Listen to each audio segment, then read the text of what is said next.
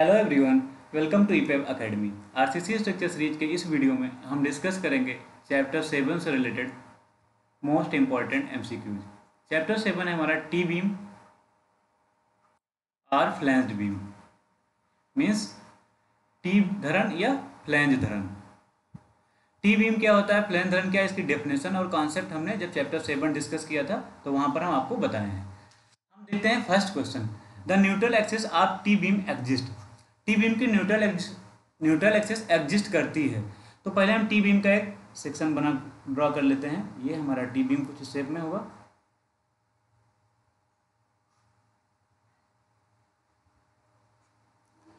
इस पोर्शन को हम बोलते हैं फ्लैंज ऑफ टी बीम। इसको बोलते हैं डेप्थ ऑफ फ्लैंज या थिकनेस ऑफ फ्लैंज, जो कि स्लैब की थिकनेस के बराबर होता है, क्योंकि ये पोर्शन जो होता है स्लैब का ही होता है। जब हमने कॉन्सेप्ट डिस्कस किया था वहाँ पर बताया है आप लोगों को। इसको बोलते हैं वेब या इसी को बोलते हैं रिब और स्टेम भी बोलते हैं। और ये होती है रिब की चौड़ाई या वेब की चौड़ाई, जिसको BW से हम लोग मार्क करते हैं। इसको डेप्थ ऑफ फ्लैंज को DF से। तो जब हमने इस कॉन्सेप्ट को डिस्कस किया था चैप्टर 7 में, तो बताया था कि दो केसेस हमें डिस्कस किया गया था कि न्यूट्रल एक्सिस फ्लैंज एरिया में, मीन्स इस एरिया में भी लाई करता है और वेब एरिया में, और दोनों के लिए एक्सप्रेशन भी फाइंड किए थे। तो ऑप्शंस को देखते हैं। फर्स्ट है विद इन द फ्लैंज, तो हमें पता है फ्लैंज एरिया में लाई करता है neutral axis, first correct. At the bottom edge of slab, bottom edge of the slab मतलब ये फ्लैंज के बॉटम में, तो यहाँ पर भी एग्जिस्ट करेगा, तो ऑप्शन बी भी करेक्ट है। बिलो द स्लैब, स्लैब ये वाला है, इसके नीचे का पोर्शन मीन्स वेब एरिया में भी लाई करता है न्यूट्रल एक्सिस, हमें पता है, इसलिए ऑप्शन सी भी करेक्ट होगा। इसलिए आप क्वेश्चन फर्स्ट के लिए जो आंसर होगा डी करेक्ट होगा, ऑल ऑफ द अबव। फिर नेक्स्ट क्वेश्चन देखते हैं, the thickness of flange is taken equal to. Flange की थिकनेस मीन्स फ्लैंज की मोटाई किसके बराबर ली जाती है। तो अभी हमने बताया कि जो फ्लैंज की थिकनेस होती है वो थिकनेस ऑफ स्लैब के बराबर होती है, इसलिए ऑप्शन यहाँ पर बी करेक्ट होगा, total thickness of slab. Next question है, the width of the rib of a T beam is generally kept between. Rib की चौड़ाई टी बीम में जनरली किसके बीच रखा जाता है। तो हमने अभी जस्ट डिस्कस किया है कि ये जो होता है पोर्शन, इसको हम बोलते हैं रिब। क्या होता है, ये रिब होता है, ये पोर्शन रिब या वेब जैसे बोलते हो, रिब और वेब। और जो ये चौड़ाई होती है इसको बोलते हैं विथ और वेब और रिब। तो इसको किसके बीच में रखा जाता है, तो इसकी वैल्यू जो है, जब हमने चैप्टर को डिस्कस किया था तो वहाँ पर भी बताया था, इसकी वैल्यू होता है 1/3 to 2/3 of depth of beam. यहाँ ऑप्शन में रिब के डेप्थ के रेस्पेक्ट में दिया गया है, इसलिए यहाँ पर जो ऑप्शन करेक्ट होगा, ऑप्शन डी करेक्ट होगा, रिब डेप्थ, रिब डेप्थ। तो ऑप्शन डी यहाँ पर करेक्ट है। फिर नेक्स्ट क्वेश्चन देखते हैं, distance between lower end of flange to the centre of gravity of tensile steel of web is called. Lower end of flange कहने का मतलब हुआ, ये फ्लैंज होता है, इसका लोअर एंड से लेकर के टेंसाइल स्टील के सीजी तक की डिस्टेंस, वेब में जो प्रोवाइड किया, टेंसाइल स्टील यहाँ पर टेंशन स्टील प्रोवाइड कर दिया, इसकी सीजी तक की डिस्टेंस को क्या कहते हैं। तो सबसे पहले हम इसको मार्क कर लेते हैं थोड़ा से, इसकी डायमेंशन को। तो जो ये डायमेंशन होती है सीजी ऑफ द रेनफोर्समेंट से to the top of the flange, इसको हम बोलते हैं effective depth of beam. Thickness of flange को हम मार्क करते हैं, डेप्थ ऑफ फ्लैंज को DF से मार्क करते हैं। और जो ये डिस्टेंस होती है इसको बोलते हैं डेप्थ ऑफ रिब। क्या बोलते हैं, डेप्थ ऑफ रिब, जिसको मार्क करते हैं हम DR से। तो यहाँ से अगर हम DR की वैल्यू निकालेंगे तो DR की वैल्यू हो जाएगी D means effective depth, effective depth से माइनस कर देंगे डेप्थ ऑफ फ्लैंज की वैल्यू, तो यहाँ से DF को माइनस कर देंगे तो हमें डेप्थ ऑफ रिब पता चल जाएगा। तो यहाँ पर देखते हैं ऑप्शन में क्या, इस वैल्यू को हमें पता है डेप्थ ऑफ रिब बोलते हैं, lower end to flange to CG of the tension reinforcement. और ऑप्शन से उसकी मीनिंग को समझते हैं। विथ ऑफ रिब हमें पता है, विथ ऑफ रिब किसे बोलते हैं, विथ ऑफ रिब ये पोर्शन होता है, विथ ऑफ रिब होता है। Total depth of T beam किसे बोलते हैं, तो total with depth of T beam जो होती है वो इस वैल्यू की बात की जा रही है, to the top to the bottom जो टोटल डिस्टेंस होती है उसको total depth of T beam बोलते हैं, जिसे कैपिटल D से डिनोट करते हैं। अब यहाँ पर हमें और याद रखना है कि जो कैपिटल D की वैल्यू होती है कंटिन्यूअस बीम के केस में जनरली कितना रखा जाता है। तो अगर लाइट लोड का केस है, उस पर बहुत ज़्यादा लोड नहीं लग रहा है, लाइट लोड, और लाइट लोड जो कैपिटल D की वैल्यू होती है उसको रखा जाता है span divide by 15 to span divide by 20, इसको भी याद रखना है, ऑप्शन में पूछ सकता है क्वेश्चन।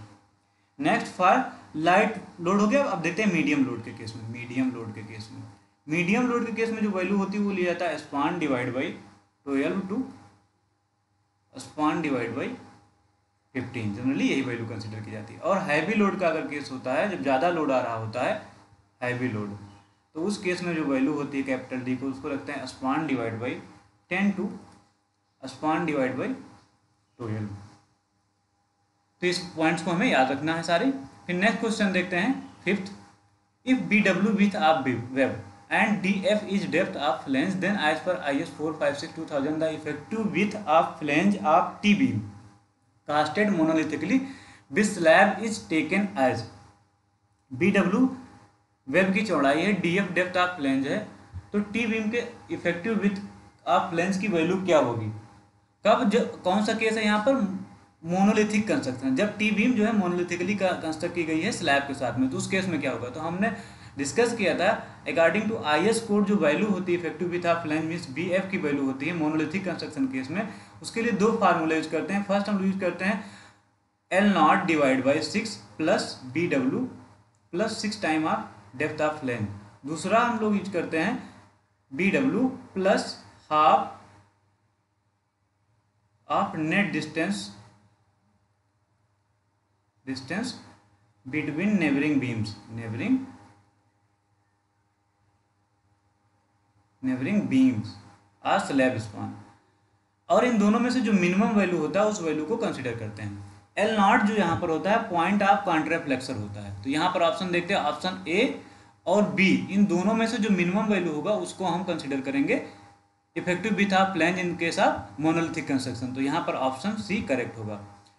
पॉइंट ऑफ कॉन्ट्राफ्लेक्सर क्या होता है समझते हैं। जो पॉइंट ऑफ कॉन्ट्राफ्लेक्सर होता है ये वो पॉइंट होता है जहाँ पर मूवमेंट की वैल्यू जो होता है जीरो होता है, जहाँ पर जीरो मूवमेंट होता है।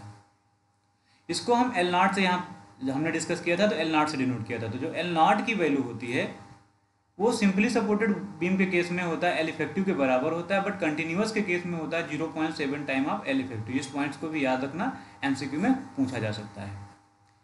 फिर नेक्स्ट क्वेश्चन देखते हैं। यहाँ पर एक बात और याद रखना है, net distance between neighbouring beams का मतलब क्या हुआ। अगर एक कोई स्लैब का हम सेक्शन ड्रा कर लेते हैं, ये स्लैब है और इसके बीच बीच में बीम प्रोवाइड किया गया होगा, ये हो गया बीम, फिर एक बीम यहाँ पर प्रोवाइड किया गया, एक बीम ये प्रोवाइड किया गया है, फिर आगे भी कंस्ट्रक्शन ऐसे सिमिलर होगा। हम इसी को लेते हैं एग्जाम्पल के लिए समझने के लिए।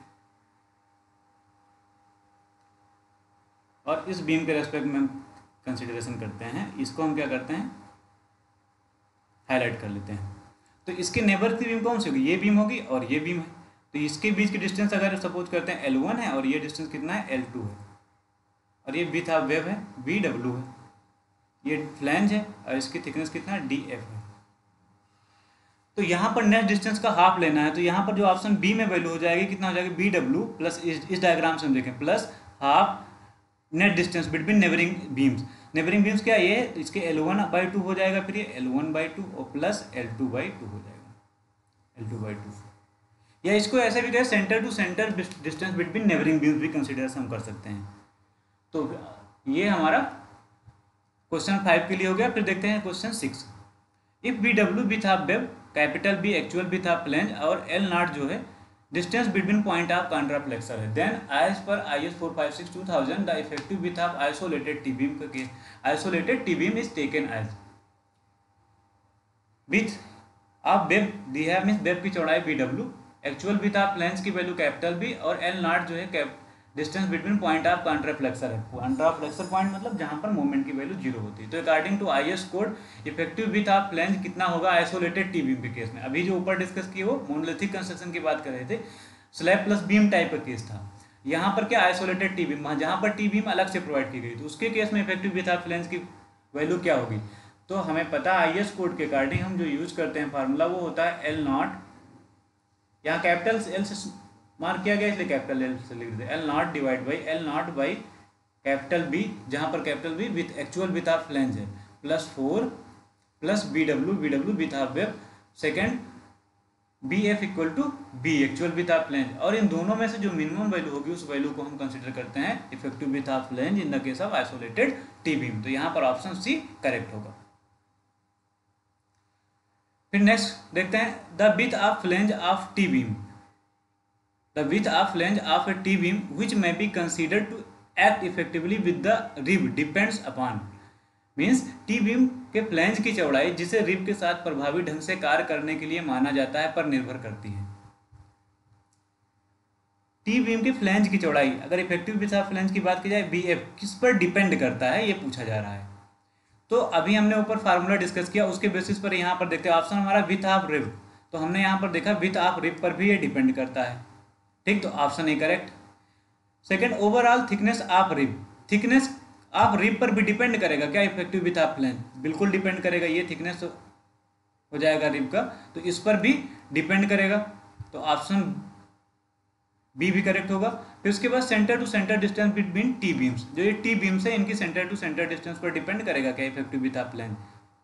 बिल्कुल डिपेंड करेगा, तो यहाँ पर ऑप्शन थर्ड भी करेक्ट है। इसलिए यहाँ पर जो वैल्यू ऑप्शन करेक्ट होगा इस क्वेश्चन के लिए, 7 नंबर क्वेश्चन के लिए ऑप्शन डी करेक्ट होगा, ऑल ऑफ द एबव। फिर नेक्स्ट क्वेश्चन है a part of the slab में be considered as the flange of T beam if, slab का एक पोर्शन टी बीम का फ्लैंज कंसिडर किया जाएगा इफ, यदि फर्स्ट ऑप्शन है flange has adequate reinforcement traverse to beam, beam के अनुप्रस्थ फ्लैंज में पर्याप्त प्रबलन है। कहने का मतलब ये बीम है और इसके ट्रैवर्स की बात की जाए, ट्रैवर्सली ये पोर्शन की बात हो रही है, इसमें पर्याप्त मात्रा में रेनफोर्समेंट प्रोवाइड किया गया है। इसके ट्रैवर्स जो रेनफोर्समेंट प्रोवाइड, इसको क्या बोलेंगे? ट्रैवर्स रेनफोर्समेंट बोलेंगे।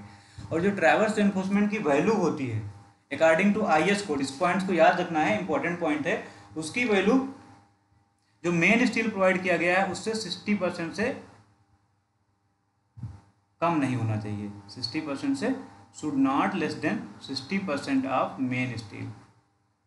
ये पॉइंट याद रखेंगे। जो ट्रैवर्स रेनफोर्समेंट की वैल्यू होती है, ट्रैवर्स रेनफोर्समेंट, उसकी वैल्यू कम नहीं होना चाहिए 60% ऑफ मेन रेनफोर्समेंट, मतलब जो ये बार प्रोवाइड की गई उससे 60% से कम नहीं होना चाहिए ट्रैवर्स रेनफोर्समेंट की वैल्यू। ठीक, ये पॉइंट हमें याद रखना है। चलो ठीक, फर्स्ट ऑप्शन क्या है? यदि बीम के अनुप्रस्थ फ्लैंज में पर्याप्त मात्रा में प्रबलन है, तो क्या मतलब जो स्लैब का पोर्शन है वो फ्लैंज कंसिडर किया जाएगा? यस, फर्स्ट ऑप्शन यहाँ पर करेक्ट होगा। फिर second, it is built integrally with the beam, यदि ये बीम के साथ एकीकृत रूप में बनाया गया हो, यह स्लैब का पोर्शन बीम के साथ एक साथ बनाया गया हो, तो क्या उसको फ्लैंज का पोर्शन कंसिडर करेंगे? कंसिडर करेंगे, ऑप्शन बी भी करेक्ट होगा। It is effectively bonded together with the beam, अगर ये पोर्शन जो स्लैब का है बीम के साथ अच्छे से बॉन्ड किया गया, प्रभावी रूप से बंधा हुआ है, तो हाँ जो इससे इफेक्टिवली बॉन्डेड होगा तब भी कंसिडर करेंगे इसको फ्लैंज के रूप में, तो ऑप्शन सी भी करेक्ट होगा। इसलिए ऑप्शन यहाँ पर डी करेक्ट होगा फॉर द क्वेश्चन 8। फिर नेक्स्ट क्वेश्चन है a T beam behaves as a rectangular beam of width equal to its flange if its neutral axis, means एक टी बीम अपने फ्लैंज के बराबर चौड़ाई के आयताकार बीम के रूप में व्यवहार करता है यदि उसकी उदासीन अक्ष या जिसको बोलते हैं बल शून्य रेखा कहाँ पर लाई करता है। कहने का मतलब एक टी बीम है, वो एक टी बीम है जो कि रेक्टेंगुलर बीम की तरीके से बिहेव करेगा, जिसकी चौड़ाई विथ ऑफ फ्लैंज के उसके फ्लैंज की चौड़ाई के बराबर होगा। कब? जब उसकी न्यूट्रल एक्स कहाँ पर लाई करेगी। तो हमें पता है, जब कॉन्सेप्ट को हमने डिस्कस किया था वहीं बताया था कि जब न्यूट्रल एक्सेस फ्लैंज के अंदर लाई करता है तब टी बीम जो है नॉर्मल रेक्टेंगुलर बीम की तरीके से बिहेव करते हैं, जिसकी चौड़ाई उसके फ्लैंज की विथ की चौड़ाई के बराबर होता है। इसलिए ऑप्शन यहाँ पर ए करेक्ट होगा, remains within the flange। Next question है in a T beam if F C K characteristic strength of concrete की characteristic strength F C K, F Y characteristic strength of steel, B F effective width of flange and A S T is area of tension reinforcement, तो which of following relation is correct for the depth of neutral axis. एक T beam में यदि F C K characteristic strength concrete की, F Y steel की characteristic strength है, means अभिलाक्षणिक सामर्थ्य से बोलते हैं, बी एफ इफेक्टिव विथ है फ्लैंज की जिसे बोलते हैं प्रभावी चौड़ाई, ए एस टी टेंशन रेनफोर्समेंट का एरिया है। तो निम्नलिखित में से कौन सा संबंध न्यूट्रल एक्सिस के लिए करेक्ट होगा टी बीम के लिए? तो हमें पता है टी बीम के केस में अगर neutral axis with in the flange रहता है, neutral axis with in the flange रहता है, तो यहाँ पर ऑप्शंस के अकॉर्डिंग हम समझेंगे। यहाँ पर मेंशन नहीं किया गया है which of following correct for depth of neutral axis, यहाँ पर ऑप्शन यहाँ पर मेंशन नहीं किया गया है कि न्यूट्रल एक्सेस फ्लैंज में लाई कर रहा है आउट ऑफ फ्लैंज, बट यहाँ ऑप्शन से हम समझते हैं कि यहाँ पर जो कंडीशन दिया है, जितने भी ऑप्शन है वो कंडीशन दिया गया है कि जब न्यूट्रल एक्सेस फ्लैंज में लाई करता है। न्यूट्रल एक्सेस कहाँ पर? फ्लैंज में लाई करता है। तो उस केस में जो हम न्यूट्रल एक्सेस का फार्मूला फाइंड करते हैं, उसको क्या करते हैं, फाइंड करने के लिए कंप्रेसिव फोर्स और टेंसाइल फोर्स को इक्वेट कर देते हैं। क्योंकि उस समय क्या होता है, जब फ्लैंज में न्यूट्रल एक्सेस लाई करता है तो टी बीम जो होता है रेक्टेंगुलर बीम के तरीके से बिहेव करता है। तो जब इसको इक्वेट करते हैं तो क्या होता है, 0.36 FCK B X U compressive force equal to tensile force 0.87 FY into AST। और यहाँ से जब एक्स यू की वैल्यू निकालेंगे तो हमारे पास आएगा 0.87 FY AST divide by 0.36 FCK into BF। तो यहाँ पर जो बी है, जो नॉर्मल बीम होता है बी होता है, लेकिन टी बीम के केस में वो इफेक्टिव भी था, फ्लैंज हो जाता है, BF हो जाता है, इसलिए यहाँ पर BF है। तो ऑप्शन सी करेक्ट होगा for the question number 10। I hope सभी को समझ में आया होगा। नेक्स्ट चैप्टर से रिलेटेड MCQ हम नेक्स्ट वीडियो में डिस्कस करेंगे। Thank you.